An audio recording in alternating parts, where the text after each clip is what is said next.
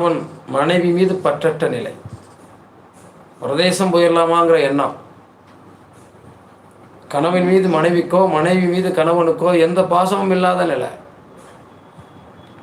போராட்டமான வாழ்க்கையை நோக்கி பயணிக்கக்கூடிய நிலை, நண்பர்கள் கூட்டு தொழில் எல்லாத்தையும் விட்டுட்டு லாஸ் ஆகி வெளியே ஓடுற நிலை, முற்றும் திறந்த முனிவரை போல ஆக்கக்கூடிய நிலையை கேது பகவான் 7ஆம் இடத்துல இருந்தாருன்னா, திசை நடத்துகிறாருன்னா அந்த ஜாதகரை பண்ணிடுறார்.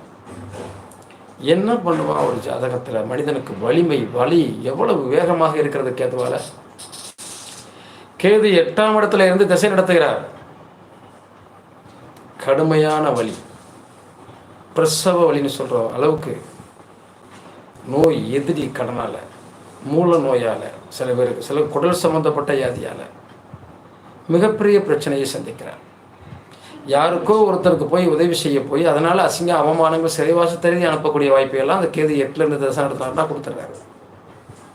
அப்போ ஒரு மனிதன் கேது திசை வரும்போது அது எந்த ராசி லக்கணமாக இருந்தாலும் பயப்படாமல் என்ன பண்ண முடியும்? 8ஆம் இடம் என்பது அசிங்கம், அவமானம், சிறைவாசம் இது எல்லாத்தையும் சேர்த்து கொடுத்துட்றாரு. கேது அங்கே உட்காந்துருந்தாருன்னா நீ இதை அனுபவி. அதற்கான காலகட்டம் பார்ப்பதற்கு ரொம்ப குறைவான நாளாக இருக்கிறது கேதுவுடைய திசை. ஆனால் கடுமைகள் ரொம்ப மோசமாக இருக்கு. அப்படித்தானே?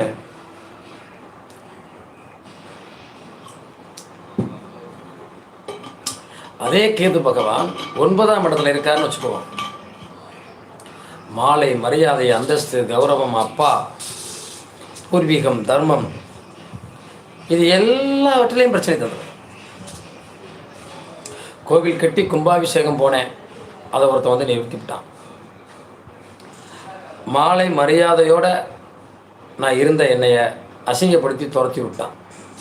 தர்மகர்த்தாவாக இருந்து சில தர்ம காரியங்கள் செஞ்சேன், கேது திசை வந்த உடனே என்னை நீ வெளியே விடான்ட்டான். நிறைய விஷயங்களை கேது பகவான் 9ஆம் இடத்துல இருந்து நடத்துகிறார். அப்போ இந்த 9ஆம் இடத்துல இருந்து நடத்தும்போது இந்த நிலையா? அப்பா வழி பூர்வீகம், அப்பா வழிகளில் இருக்கக்கூடிய உறவுகள் எல்லாத்தையும் கட் பண்ணி அனுப்பிடுவார். போங்கடா இவ்வளோதாண்டா நீங்கள்லாம். 10ஆம் இடத்துல கேது உட்கார்ந்து திசை நடத்துகிறார். ஞானக்காரகன் கேது 10ஆம் இடத்துல அமர்ந்து கேது திசை நடத்துகிற போது தாம் செய்யக்கூடிய தொழிலில் பிரச்சனை. நம்மோடு சேர்ந்து இருந்தவங்கெல்லாம் வெட்டிட்டு போயிடறாங்க, எனக்கு வேணாம் நான் போயிடறேன் நீ பார்த்துக்க, அல்லது நம்மளை வெட்டி விட்டுறாங்க, நீ சரியில்லை நீ விளைவிக்க, அல்லது சொந்த பண்ணிக்கிட்டு இருந்த தொழிலை வேணான்னு விட்டுட்டு வெளியே போகிற மாதிரி ஒரு சூழ்நிலை. நிறைய பிரச்சனைகளை அந்த 10ஆம் இடத்துல இருக்கக்கூடிய கேது திசை நடத்துகிற போது தருது. 11ஆம் இடத்துல கேது உட்கார்ந்து திசை நடத்துதுன்னா பெரிய லாபத்தை தரும் அப்படின்னு சொல்லுவாங்க. அதுவரை வந்துக்கிட்டு இருந்த லாபத்தை கட் பண்ணி விட்டுரும்.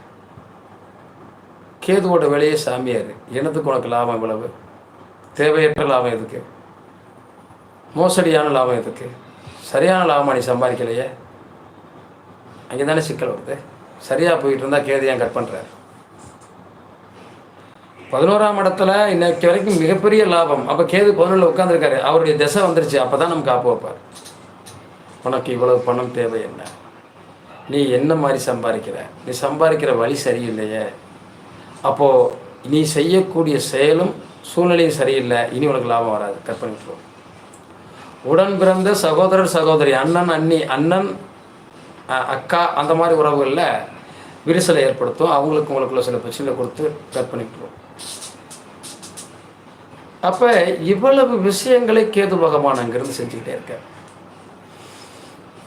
12ஆம் இடத்துல கேது இருந்தார்னா மோட்சம்னு சொல்லுவோம், அடுத்த பிறவி இல்லைன்னு சொல்லுவாங்க.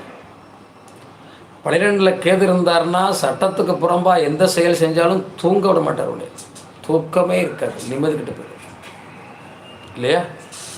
வெளிநாட்டுக்கு போனேன், தூக்கம் இல்லை, உழைச்சேன், காசு இல்லை, சம்பாதிச்சேன், பிரயோஜனம் இல்லை.